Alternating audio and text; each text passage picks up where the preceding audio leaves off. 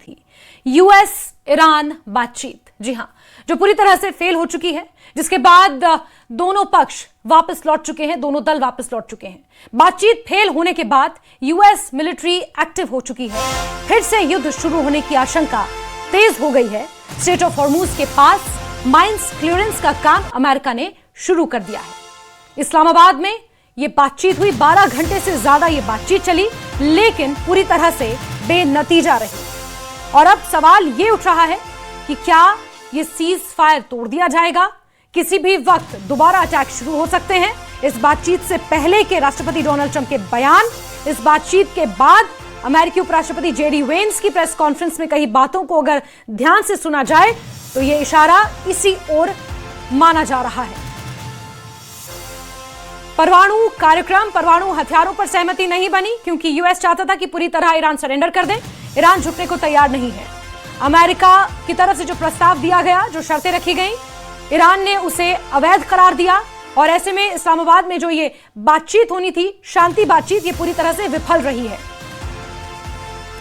वहीं अमेरिका और ईरान के बीच इस्लामाबाद में हुई बातचीत पूरी तरह फेल हो गई। ईरान ने अमेरिका की शर्तों को मानने से पूरी तरह इनकार किया, जिसके कारण अमेरिकी उपराष्ट्रपति जेडी वेंस बिना डील फाइनल किए पाकिस्तान से वापस अमेरिका लौट गए हैं। अमेरिकी डेलीगेशन की वापसी से पहले जेडी वेंस खुद मीडिया के सामने आए। उन्होंने कहा कि बुरी खबर है, ईरान के साथ बातचीत फेल हो गई है। मीटिंग को लेकर बोले अमेरिकी उपराष्ट्रपति जेडी वेंस, जिसमें उन्होंने कहा कि हम किसी समझौते तक नहीं पहुंचे, we have not reached to any conclusion. Iran परमाणु कार्यक्रम रोकने को राजी नहीं है। ईरान के साथ बातचीत अच्छी नहीं रही, ये जेडी वेंस का कहना था। हम यहां अच्छी नीयत से आए हैं, ईरान ने हमारी शर्तें नहीं मानी है, यूएस डेलीगेशन वापस जा रहा है, जेडी वेंस ने स्पष्ट किया। Whatever shortcomings in the negotiation, it wasn't because of the Pakistanis who did an amazing job and really tried to help us and the Iranians bridge the gap and get to a deal. We have been at it now for 21 hours, and we've had a number of substantive discussions with the Iranians. That's the good news. The bad news is that we have not reached an agreement, and I think that's bad news for Iran much more than it's bad news for the United States of America. So we go back to the United States having not come to an agreement. We've made very clear what our red lines are, what things we're willing to accommodate them on, and what things we're not willing to accommodate them on. And we've made that as clear as we possibly could, and they have chosen not to accept our terms. US Iran शांति वार्ता पर पाकिस्तान ने भी बड़ा दावा किया है। पाकिस्तान कहता है कि ईरान यूएस वार्ता सकारात्मक रही। पाकिस्तानी विदेश मंत्री इशाक डार का बयान सामने आया। उन्होंने कहा कि 10 दिनों में फिर से बातचीत हो सकती है। यूएस ईरान के बीच वार्ता सकारात्मक रही है, दोनों में अच्छी बात कराने की हमने कोशिश की। ये पाकिस्तानी विदेश मंत्री इशाक डार का दावा है, बयान है।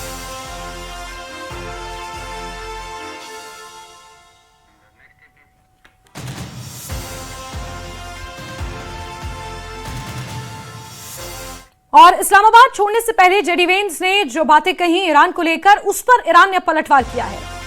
अमेरिका की अवैध मांगे नहीं मानेंगे, ईरान ने स्पष्ट किया है। समझौते के लिए अमेरिका गंभीर नहीं है, यानी कि अमेरिका सीरियस नहीं है इस समझौते के लिए। ये ईरान की तरफ से बड़ा बयान, बड़ा दावा किया गया है। ईरान ये मानकर चल रहा है कि ये जो समझौता, ये जो बातचीत हो रही है, इसके लिए अमेरिका सीरियस नहीं है। और जो प्रपोजल अमेरिका की तरफ से ईरान को दिया गया है, उसे अवैध मांगों के तौर पर ईरान देख रहा है। और विदेशी मामलों के जानकार डॉक्टर प्रोफेसर अजिताभ सर इस वक्त हमारे साथ जुड़े हुए हैं। उनसे हम सीधे जानने की कोशिश करेंगे, समझने की कोशिश करेंगे। डॉक्टर अजिताभ, बहुत बहुत स्वागत करती हूं आपका। इस बातचीत को कैसे आपने डिकोड किया, क्या कुछ देख रहे हैं? क्योंकि जो रिपोर्ट्स मिल रही हैं, जो दावे किए जा रहे हैं, वो पूरी तरह से ये इशारा कर रहे हैं कि बातचीत तो बेनतीजा रही है।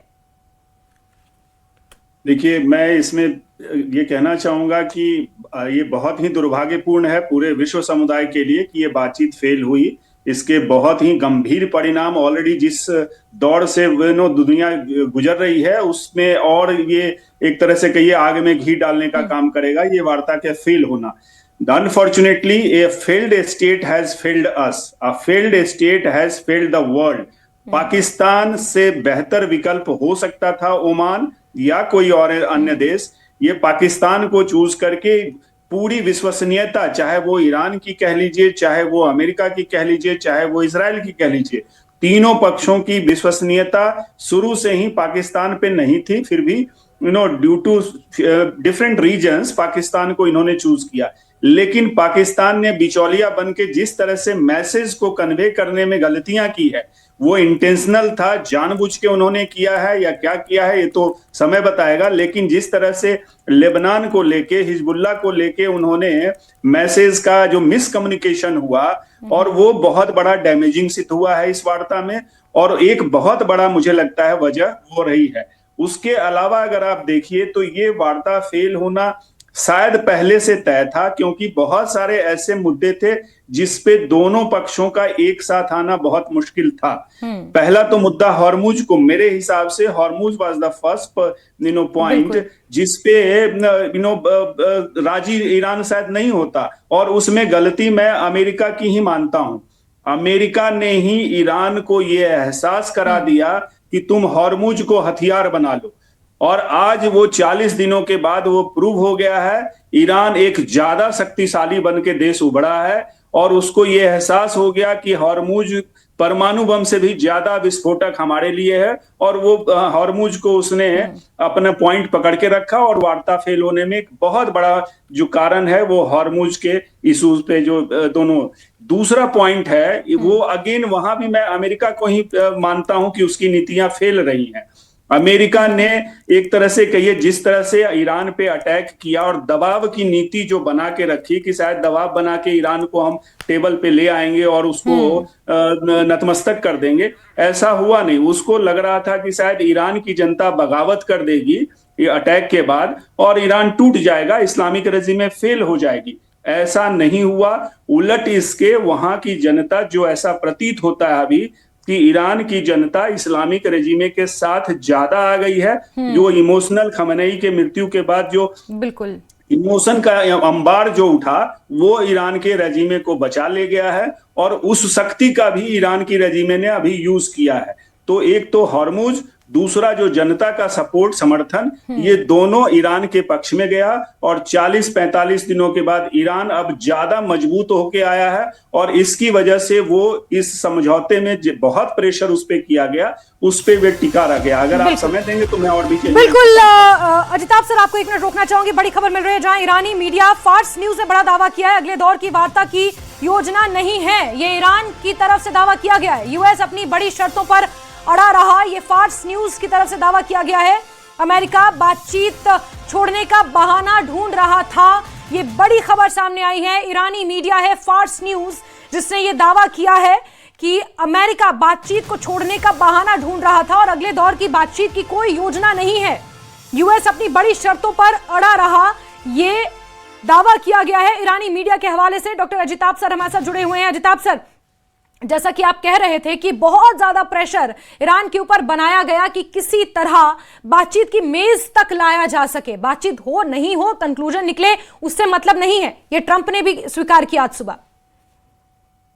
देखिए, ट्रंप की नीतियां इसके लिए बहुत रिस्पॉन्सिबल है। उन्होंने लास्ट तक, आप देखिए कल बातचीत के बीच में जो इस्लामाबाद वार्ता चल रही थी उसके बीच में उनके बयानात ऐसे आए, actually he doesn't care for deadline, he cares for his headline. वो हमेशा हेडलाइन में बने रहना चाहते हैं, और वहां कहीं ना कहीं वो चीजें इनको, उसका खामियाजा उनको तो भोगना ही पड़ा है, अमेरिका को भोगना पड़ा, और पूरी दुनिया झेल रही है। मामला यहाँ पे ये है कि जिस तरह से इन्होंने कल रात में भी ट्वीट करके कह दिया कि अमेरिका तो जीता हुआ है, अमेरिका जीता है, इस तरह की बातें, इस तरह से प्रेशर बना के रखा। दूसरी तरफ देखिए, पाकिस्तान ने भी यहाँ पे एक और बहुत बड़ी गलती की है। पाकिस्तान ने कल सऊदी अरब को अपने फाइटर जेट्स वहां भेजे हैं, अपने हथियार भेजे हैं। इसका क्या मतलब है?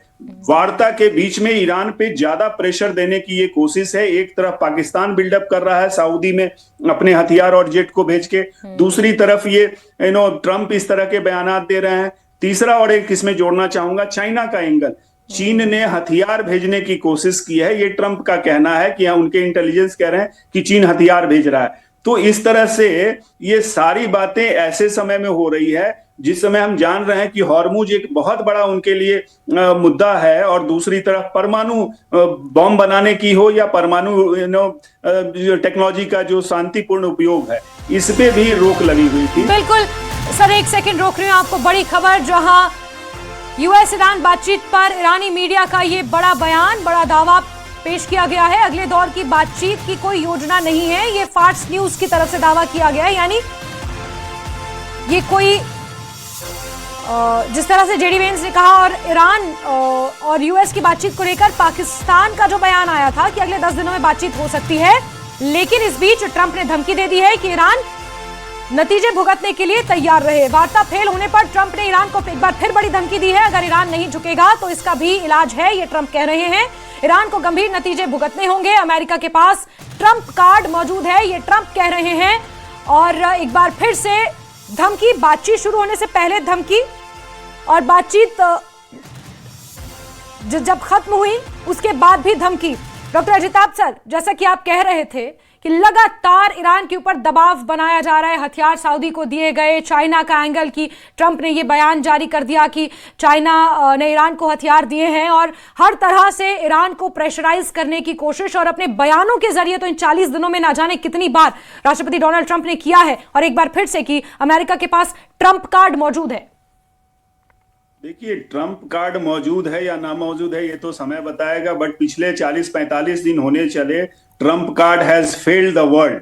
पाकिस्तान ने तो किया ही, ट्रंप ने भी फेल किया। आप देख लीजिए, कल ऐसी अभी वार्ता के बीच में भी एक न्यूज आया कि अमेरिका के 2 शिप हॉर्मुज में चले गए हैं, और वहां पे जो सी माइंस है उसको हटाने का काम कर रहे हैं या प्रयास कर रहे हैं। हालांकि ईरान ने डिनाई किया है, बट द वेरी फैक्ट कि अमेरिका बातचीत के बीच में अपने शिप्स को भेज रहा है, फाइटर जो उसके जहाज युद्धपोत हैं उसको हॉर्मुज में भेज रहा है।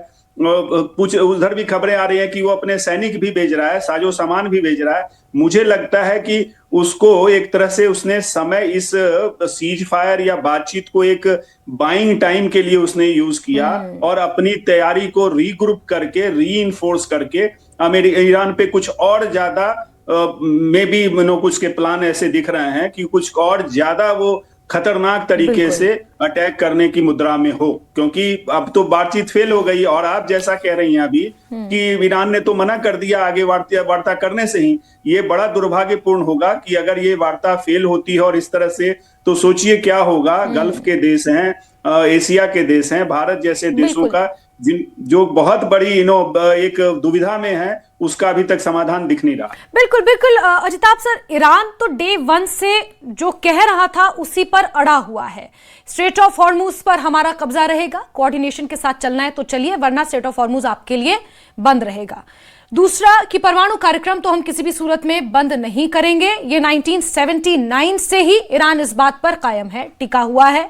इसके अलावा जो छोटी बहुत मांगे हैं उसको लेकर शायद फ्लेक्सिबिलिटी ईरान दिखा सके, लेकिन अगर हम यूएस के लिहाज से देखें, please correct me if I am wrong sir, कि जब ये सीज फायर हुआ उसके बाद चाहे मेडिटेरियन सी हो, चाहे रेड सी हो, या स्ट्रेट ऑफ हॉर्मुज के आसपास का इलाका हो, क्या यूएस ने अपने जो युद्धपोत थे या अपने जो वॉरशिप्स थे, अपने जो कैरियर्स थे, क्या उन्हें वापस बुलाना शुरू किया था? इस मूवमेंट को क्या किसी ने ट्रैक किया है सर?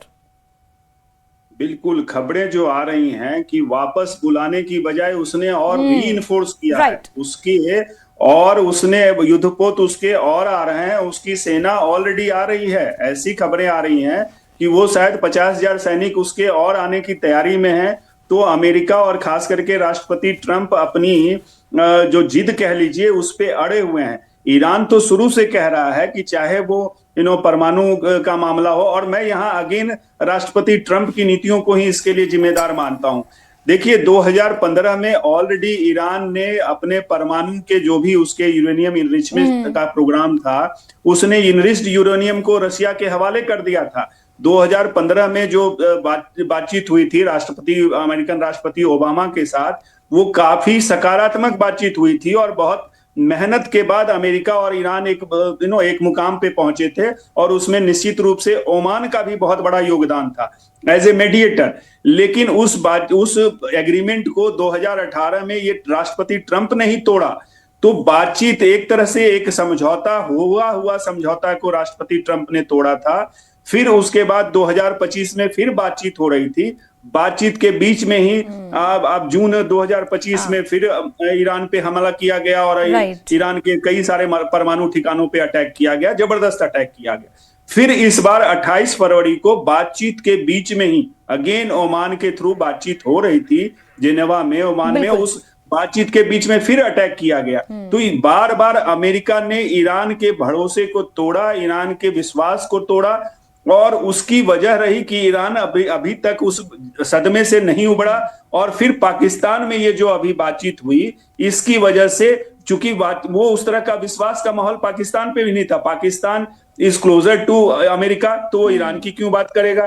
तो इस तरह से ये डूम टू फेल, और वही दुर्भाग्य से ऐसा हुआ है। बिल्कुल बिल्कुल। और पाकिस्तान का इनएक्सपीरियंस यानी कि अनुभवहीनता इस तरह के सीरियस कूटनीतिक मुद्दों को सुलझाने का भी एक ये बहुत बड़ा कारण रहा, क्योंकि पाकिस्तान ने इसे एक इवेंट की तरह देखा रादर देन एक बहुत बड़ी जिम्मेदारी से पाकिस्तान इसे निभाता, लेकिन उसमें भी पूरी तरह से विफल रहा। वो भी एक बहुत बड़ा फैक्टर रहा। अजिताभ सर, बहुत सारे एंगल्स हैं इस पर बातचीत करने के लिए, लेकिन फिलहाल समय इजाजत नहीं दे रहा, इसी के लिए आपका बहुत बहुत शुक्रिया।